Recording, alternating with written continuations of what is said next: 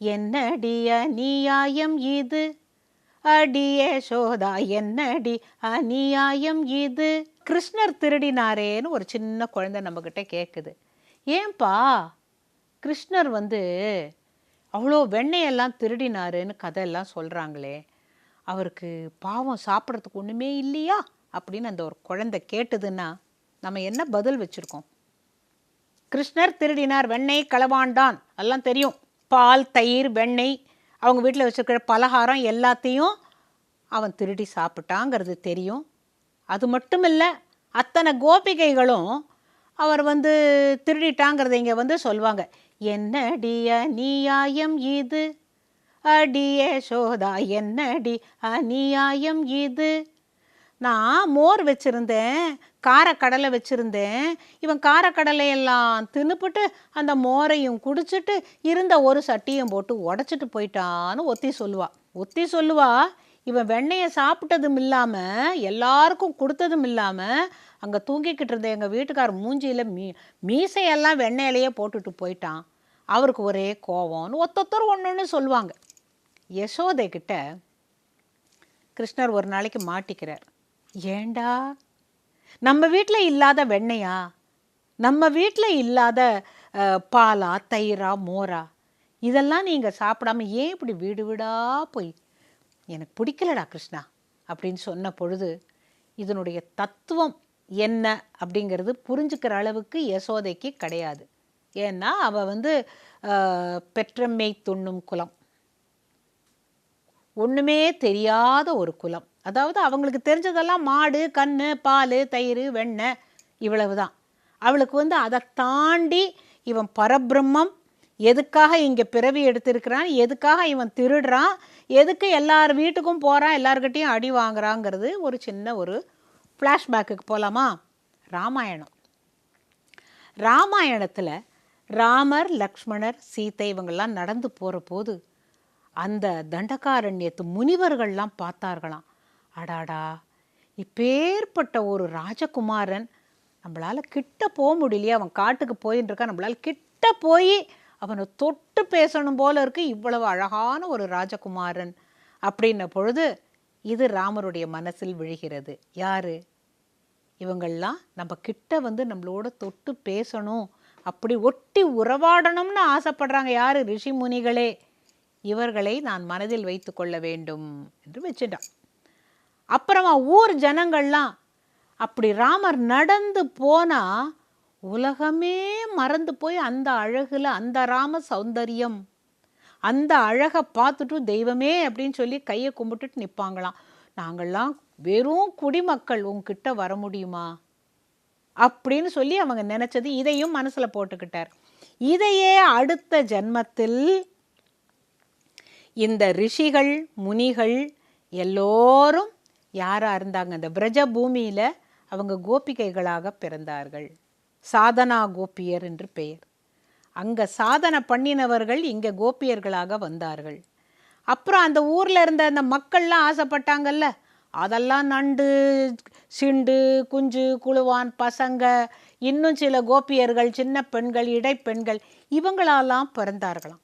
பிறந்ததுனால தானே எல்லாரோடையும் மாடுகளை மேய்ச்சிக்கிட்டு காட்டுக்கு போனாங்க. இந்த கோபியர்கள் இந்த சட்டியை பிடிச்சி உடைச்சான், ஒத்தியோட தாவணியை பிடித்து இழுத்தான். ஆக மொத்தம் யாரெல்லாம் தொடணும் தொட்டு பார்க்கணும் இந்த ராமனை நினைச்சாங்களோ அத்தனை பேர் கிருஷ்ணரை தொட்டு பார்த்தாங்களா? அவங்க ஆசை நிறைவேறிச்சா? அதுக்கு தான் சொல்லுவாங்க, இந்த ஜென்மத்தில் எல்லாத்துலேயும் ஆசைப்படாது, அப்புறம் நீ இதுக்குன்னு பிறந்து வரணும்னு. இன்னும் நம்மலாம் ராமரை பார்த்தோமா, கிருஷ்ணரை பார்த்தோமா? இப்போல்லாம் என்ன ஆசைப்படுவோம்? யாராவது ஒரு நல்ல காரில் போனால் நம்ம கூட இந்த மாதிரி ஒரு காரில் போகணும். இதுக்காக ஒரு பிறவியை வேஸ்ட் பண்ணிடாதீங்க,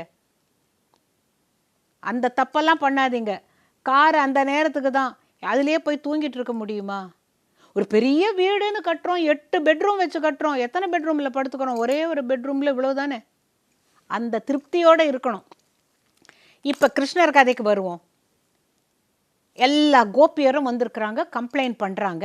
இந்த மாதிரி அவன் எங்கள் வீட்டுக்கு வந்தான், வெண்ணெயை தின்னான், சட்டியை உடைச்சான், மோரை உடைச்சான், இதெல்லாம் எங்களுக்கு பிடிக்கவே இல்லை அப்படின்னு அவங்க கம்ப்ளைண்ட் பண்ணும்போது யசோதை கேட்குறா, இத்தனை பேரும் சாட்சிடா, ஏண்டா கிருஷ்ணா நீ திருடலாமா அப்படின்னு கேட்டபோது, அம்மா என்னுடைய பொருள் எதுவோ அதை தான் நான் எடுத்துட்டேன்.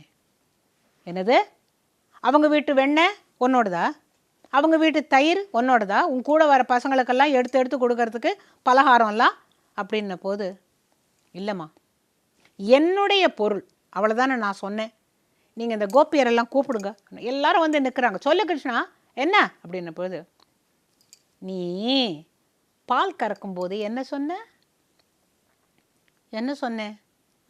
எடுத்தல்ல பால் சொம்ப எடுத்து மாட்டுக்குள்ள நீ கறக்க போது என்ன சொன்ன? கிருஷ்ணார்ப்பணம், கிருஷ்ணார்ப்பணம், கிருஷ்ணார்ப்பணம், கிருஷ்ணார்ப்பணம். கிருஷ்ணன் கிருஷ்ணன் கிருஷ்ணன் என்ன தானே நீ சொன்ன? ஆமாம். சரி, இன்னொரு கோபியை கூப்பிடுறார். அடியே, நீ வந்து வெண்ணெய் கடைஞ்சியே, அப்போ என்ன சொன்ன? நான் நல்லா அந்த கயிறை இப்படி பிடிச்சி இழுத்துக்கிட்டு சொல்கிறேன், கிருஷ்ணார்ப்பணம், இதெல்லாம் கிருஷ்ணனுக்கு, கிருஷ்ணனுக்கே எல்லாம் கிருஷ்ணார்ப்பணம், கிருஷ்ணார்ப்பணம். சரி, நீ என்ன பண்ண?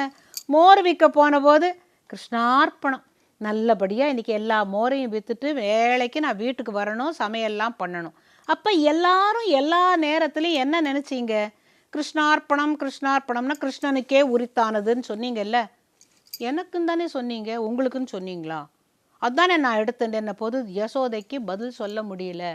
அவங்கெல்லாம் அசடு வழியே சொல்கிறாங்க, ஆமாம், நாங்கள் பால் கறக்கும் போதும் கிருஷ்ணனை தான் நினைப்போம், அவனுக்குன்னு தான் சொல்லுவோம், தயிர் கடையும் போதும் அப்படி தான் சொல்லுவோம், எடுத்து வைக்கிற போதும் வெண்ணெயை வைக்கிற போதும் அதுதான் சொல்லுவோம். அப்போ ஒரு கோபிகை சொல்கிறாளாம், இந்த கிருஷ்ணனுக்கு தெரியறாப்புல நான் வந்து மேலே உரியில் வெண்ணெயை வச்சுட்டு போயிருந்தேன். எனக்கு தெரியும் இவன் வருவான்னுட்டு. அன்றைக்கி நான் ஒளிஞ்சிட்டு இருந்தேன். இவன் அங்கேருந்து வந்துட்டு அந்த வெண்ணெயை எடுக்கிற போது நான் பிடிச்சிட்டேன். ஏய், இங்கே இது மேலே உரியில் வெண்ணெய் இருக்குன்னு உனக்கு எப்படி தெரியும்? நீ வருவேன்னு எனக்கு தெரியும்னு சொன்னபோது அவன் சொன்னானா, ஒரு வெள்ளை கண்ணுக்குட்டியை காணும், என் காதை விடு சொல்லிட்டு. ஒரு வெள்ளை கண்ணுக்குட்டியை காணுமா? அப்படியே வந்தேனா உங்கள் வீட்டில் மேலே உரியில் வெள்ளையாக தெரிஞ்சுதா, என் கண்ணுக்குட்டி தான் அங்கே இருக்குன்னு பார்க்க வந்தேன்னு அவன் சொன்னான். அந்த நேரத்தில் எனக்கு கோவிச்சுக்க முடியல. ஏன்னா எப்பேற்பட்ட ஒரு பரம்பொருளுங்கிறத அன்னைக்கு நான் உணர்ந்தேன். ஆனால் அப்புறம் அந்த மாயை அவன் கிருஷ்ணன் திருடுறான். இதை தான் நான் உங்கள்கிட்ட வந்து சொல்கிறோம். எங்களுக்கே புரியல, நாங்கள் செய்கிறது ரைட்டா தப்பா, இவன் யாருன்னு எங்களுக்கு ஒன்றுமே புரியலன்னு பொழுதுதான் கிருஷ்ணர் ஒரு அழகாக ஒரு சிரிப்பு சிரிச்சாராம்.